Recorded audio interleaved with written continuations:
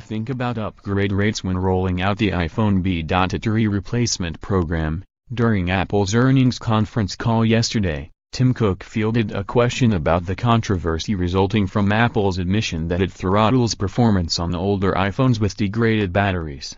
Specifically, Cook was asked if the company was anticipating a slowdown in iPhone upgrades now that owners of older models can get an out-of-warranty battery replacement for just $29.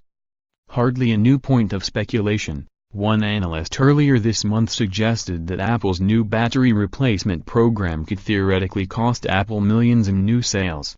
Addressing the issue, Cook began by stating that the motivation behind Apple slowing down older iPhone models was solely to improve the user experience.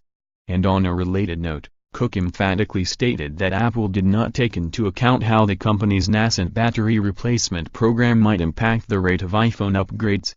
"We did not consider in any way, shape, or form, what it would do to upgrade rates," Cook explained.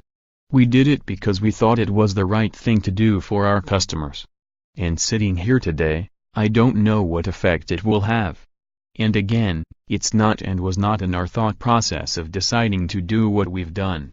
Cook's statement notwithstanding, the fallout from the battery controversy doesn't appear to be going away anytime soon. Quite the contrary, the controversy seems to be picking up steam with each passing week. In addition to dozens of class action lawsuits on the matter, Apple earlier this week confirmed that both the DOJ and the SEC have begun looking into the issue as well.